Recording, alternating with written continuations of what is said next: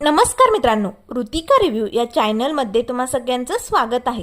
तर आज आपण आनंदी या मालिकेच्या येणाऱ्या पुढील भागामध्ये खूपच धमाकेदार असा ट्विस्ट बघणार आहोत। कारण इथे आता मालक साहेब कसे आनंदीच्या बाजूने ओढले जात आहेत आणि लवकरच आनंदी निंबाळकरांच्या घरात आईचं, सुनेचं आणि बायकोचं स्थान निर्माण करेल या भीतीने मात्र आता या माजोरड्या शिल्पाने मोठा डाव आखलेला असतो।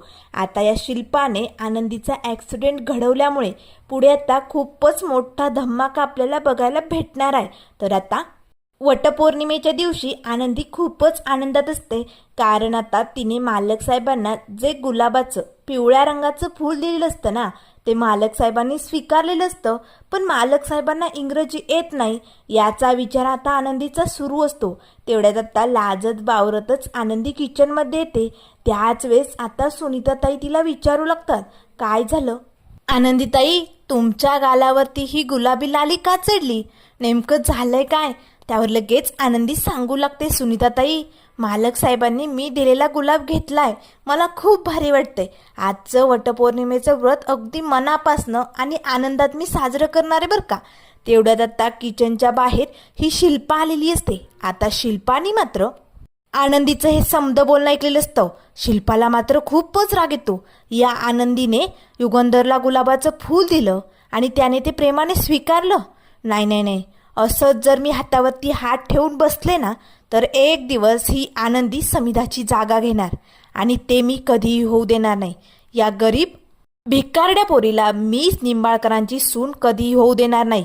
मला आता मोठा घाव घालावा लागणार आहे। असे म्हणताच आता शिल्पा लगेच आपला मोबाईल घेते आणि आता तिची काही माणसं असतात त्यांना ती कॉल करते।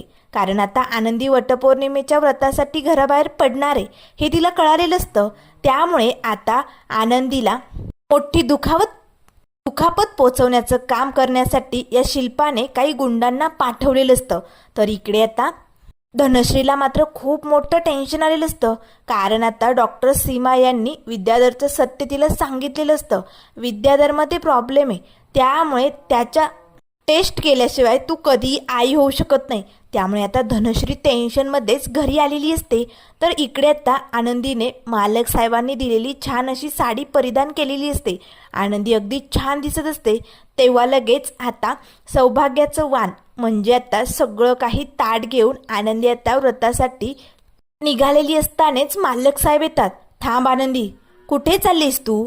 हे बघ आनंदी, मी तुला या घरात बायकोचं स्थान दिलेलं नाहीये, त्यामुळे तुला आज हे वटपौर्णिमेचं व्रत करायची काहीही गरज नाहीये।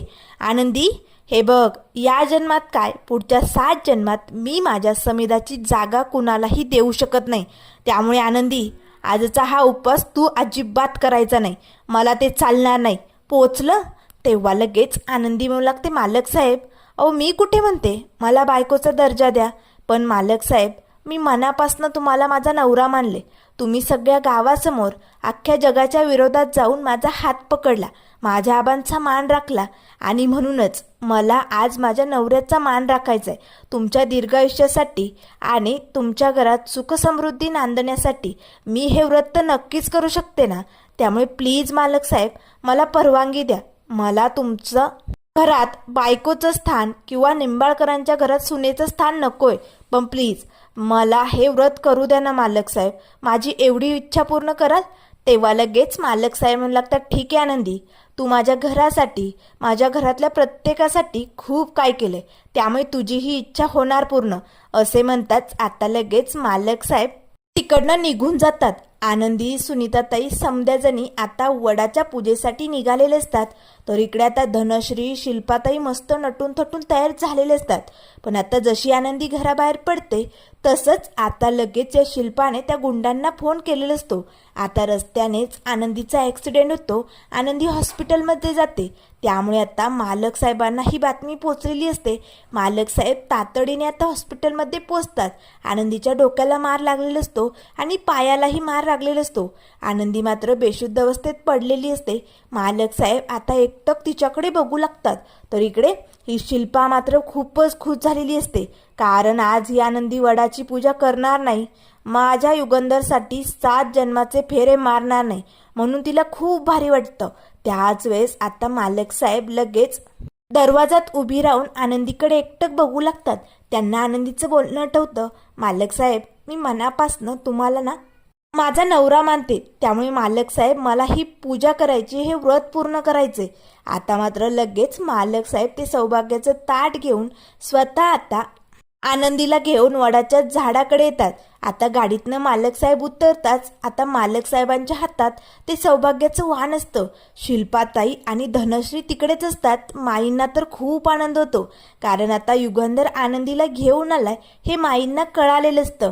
त्याच वेळेस आता धनश्री म्हणू लागते, भाऊजी भाऊजी तुम्ही इकडे काय करताय? आता या शिल्पाच्या नाकावर टिचून मालक साहेब आनंदीला स्वतः उचलून घेणार आणि कसे दोघे जोडीने आता 7 जन्मासाठी 7 फेरे मारणार.